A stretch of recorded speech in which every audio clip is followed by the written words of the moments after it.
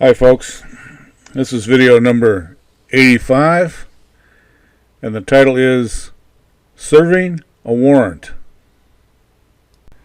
This is a story about serving a bench warrant with our original salaried officer Al Krajewski and my neighbor and friend and fellow deputy Lou. A bench warrant is issued if a person fails to appear in court on a certain date for sentencing, or in this case, a fine payment schedule had been set up for this person and he failed to make any installments for 4 or 5 months. He had been found guilty of an illegal deer violation. Al called and told me he needed Lou and I to assist him with serving this particular warrant. We got dressed in uniforms and our usual gear and went to Al's house. We met with Al and he said the warrant was for someone in Scranton. The address was on Dean Street. I almost fell off the seat. My aunt and uncle at one time owned 5 or 6 properties on Dean Street. This one was where my aunt and uncle lived prior to moving to Florida a few years before. Well, it wouldn't be hard to find. We went to the address and pulled up in front. To my amazement, the house had been burned out. It looked pretty well gutted by the fire. Well, the guy we were looking for surely wasn't living there. Of course, this part of Providence at North Scranton was home ground. Herman's Avenue was the next road parallel to North Main between Dean Street and Parker Street. My grandparents, Perry, and aunt, who was married to my mom's brother, lived in a double block house in the middle of Herman's Avenue. I knew almost everyone on the block. Besides that, my Grandpa Perry's brother and my great-uncle Bob lived right across the street from the now burned-out house. He was a lieutenant in the Scranton Fire Department. I hadn't seen him for a long time. I was a little kid when I'd seen him last. I walked across the street and knocked on the door. Uncle Bob answered the door. I told him who I was, being I was not 10 anymore. He sure did look like Grandpa, too. We talked a bit about family, and then I explained what we were about and asked if he knew where the person we were looking for might be. He did. He had moved to the Bull's Head section. That is where a Y is formed when Main Avenue branches to the right and Providence Road starts on the left side of the Y when traveling south on Main Avenue. The person we were looking for had moved into a 2-story apartment building, which was the 3rd or 4th building on the left on Providence Road. I thanked Uncle Bob for his help, and we headed down North Main to Providence Road. Sure enough, there was the old apartment building right where Uncle Bob indicated. We parked the Game Commission Jeep Cherokee out front. Lou stationed out front by the Jeep, and Al and I started inquiring about the individual we were looking to arrest.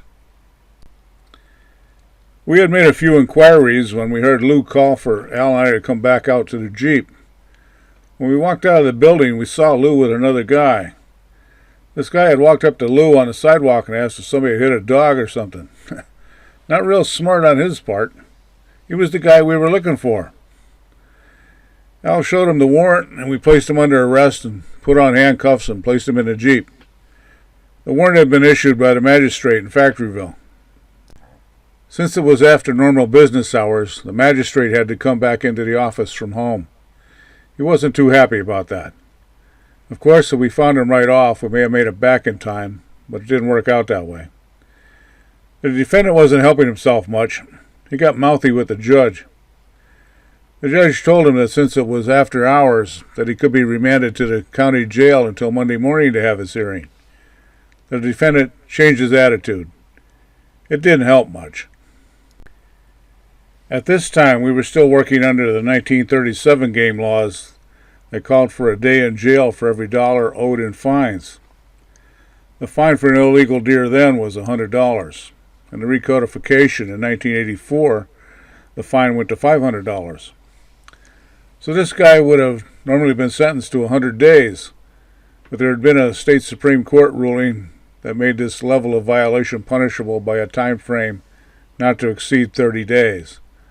So the judge asked the defendant if he had the money to pay the fine. He did not.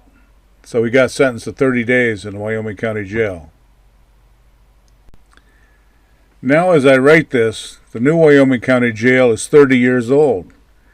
This story took place during the last days of the old jail, which was built in the mid-1800s and resembled an old castle. Our class took a field trip in school, and that was the first time I'd seen the jail. There was a tree in the walled-in exercise yard from which they hung horse thieves and the like. Of course, that hadn't happened for a lot of years at the county level. Well, the judge gave us the commitment orders, and we hauled our prisoner to Tunkhannock and the jail. We walked him in and gave his paperwork to the on-duty jailer. The defendant was walked into the cell block, the cuffs were removed, and he was placed in a cell, and the door was closed and locked. When the jailer came out, he slammed the big riveted steel door closed. When it banged shut, there was a bit of an echo on the other side in the cell block. It was a very unnerving sound to us, and I'm sure it had the same effect on the prisoners.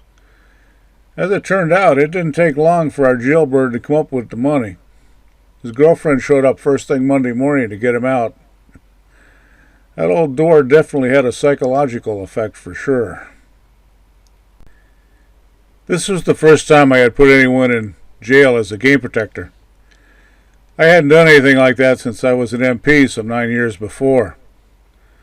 Over the next 12 years, I helped serve a number of search and bench warrants.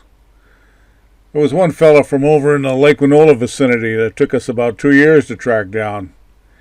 He was working out of state most of the time. Bench warrants are one thing, but search warrants have a lot of different requirements, and searching someone's property is a whole different ballgame. Unlike TV shows, you don't trash somebody's house. We did it with respect for their property. And that concludes my little story about serving a warrant. As usual, folks, I wish everyone all the best.